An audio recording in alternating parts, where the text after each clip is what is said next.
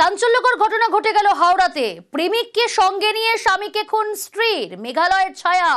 শ্বশুর বাড়িতে হাওড়ার যুবকের মৃত্যুতেই অভিযোগ সামনে আসছে। সোমবার হরিণঘাটায় শ্বশুর বাড়িতে রহস্য মৃত্যু। ঠিক কি ঘটনা আরো ডিটেল আপনাদের জানাবো। সরাসরি প্রতিনিধি দেবাশিস রয়েছে আমার সঙ্গে। দেবাশিস, ঠিক কি ঘটনা ঘটেছে পরিবারের তরফ থেকে, অর্থাৎ মৃতের পরিবারের তরফ থেকে কি অভিযোগ সামনে আনা হচ্ছে? দেখো, মূলত যে অভিযোগটা সামনে আনা হচ্ছে তা হচ্ছে 2020 সালে হরিণঘাটার এই মহিলা, যিনি উমা দেবী, তার সঙ্গে হাওড়ার চিয়ালডাঙ্গা এলাকার শুভেন্দু সাহা, তার সঙ্গে বিয়ে হয়েছিল। কিন্তু বিয়ের পর থেকেই একটা সমস্যা সামনে দাঁড়িয়েছিল। তা হচ্ছে এক ব্যক্তি, এক যুবক, সে ফোন করে দাবি করেছিল যে উমা দেবীর সঙ্গে তার সম্পর্ক রয়েছে, সে যেন তার স্বামীকে, অর্থাৎ তার স্বামী যেন তাকে ছেড়ে দেয়। এই অভিযোগ কিন্তু দীর্ঘদিন ছিল, সমস্যা ছিল, এবং গত রবিবার এই ঘটনার জেরে কিন্তু 2 মাস ধরে বাপের বাড়িতেই থাকতো উমা দেবী। কিন্তু গত রবিবার যখন সেই শুভেন্দু বাবু তার বাড়ি শ্বশুর বাড়িতে যায় তার স্ত্রী ও তার কন্যাদের সঙ্গে দেখা করতে, তারপরেই কিন্তু সোমবার দিন সকালবেলা এই বাড়িতে, অর্থাৎ হাওড়ার বাড়িতে ফোন আসে, শুভেন্দু বাবুর বাড়িতে ফোন আসে যে শুভেন্দু বাবু মৃত, তিনি আত্মহত্যা করেছেন, তার ঝুলন্ত দেহ উদ্ধার হয়েছে বাড়িতে।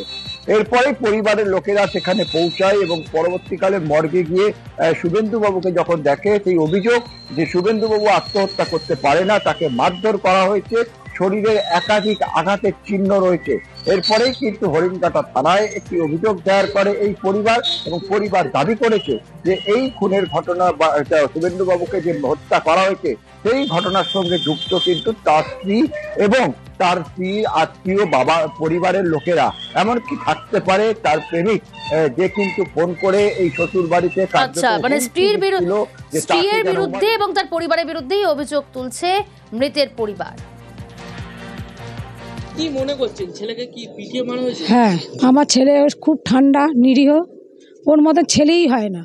তাকে মেরেছে ওরা, আর সবাই মিলে মেরেছে। ওর বাবা, মামা, বউ, ওর মা, ওর মামা তো ভাই, মাসির ছেলে, সবাই মেরেছে। আমরা চাইছি এর বিচার, ওদের শাস্তি হোক, কঠোর শাস্তি হোক।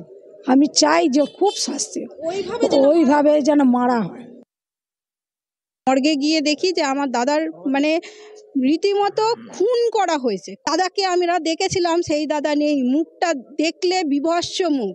একটা ছেলের সাথে অ্যাফেয়ারে আছে, সেই ছেলে আমাদের নিজেই দেয়। সেই ছেলের নাম হচ্ছে লোহন সাহা, বারাসাতে বাড়ি। তো সে আমাদেরকে জানায় যে তোমার বৌদি আমার সাথে সম্পর্কে লিপ্ত। তো আমাকে কিছু ছবি পাঠায়, যেগুলো দেখার মতো নয়, এতভাবেই ঘনিষ্ঠ। মারাই হয়েছে এটা, কারণ আপনাদের ছবি দেখালে আপনারা বুঝতে পারবেন যে ওকে কিভাবে করেছে, মেরেছে। দেবাশিস রয়েছে আমার সঙ্গে সরাসরি। দেবাশিস, স্ত্রীর কি বক্তব্য? দেখো, স্ত্রী যেটা পরিষ্কার আমাদের জানিয়েছে যে এই যে ঘটনা, অর্থাৎ তার যে এক প্রেমিক ছিল, তা কিন্তু তার স্বামী জানতো এবং সেটা তারা নিজেদের মধ্যে আন্ডারস্ট্যান্ডিং করে নিয়েছিল। কিন্তু এইটা নিয়ে মাঝে মধ্যেই তাদের মধ্যে গন্ডগোল হতো। রোববার রাতে সেই গন্ডগোল হয়। রোববার রাতে শুভেন্দুর বিরুদ্ধে অভিযোগ, কিন্তু সেই স্ত্রীকে গলা টিপে মারার চেষ্টা করে। তারপরে কিন্তু সমস্যা মিটে গেল। স্বামী সে ঘর থেকে বেরিয়ে সে ছাদে চলে যায় এবং ছাদে সিগারেট খাওয়ার নাম করে চলে গেলেও তারপরে কিন্তু সে আর ফেরেনি, এবং সকালবেলা তার ঝুলন্ত দেহ উদ্ধার হয় সেখানে। তবে স্ত্রীর দাবি কোন রকম হত্যা নয়, স্বামী কিন্তু, অর্থাৎ শুভেন্দু বাবু, নিজেই আত্মহত্যা করেছেন। আর গোটা ঘটনার তদন্ত ইতিমধ্যেই শুরু করেছে হরিণঘাটা থানার পুলিশ। বেশ,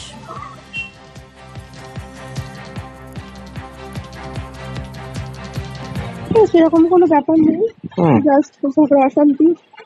সেদিনকে রাত্রে এমনি টুকটাক কথা কাটাকাটি, এমনি কথাবার্তা যেমন হয় সেরকম নর্মালি সবকিছু ঠিকঠাকই ছিল। বাস এই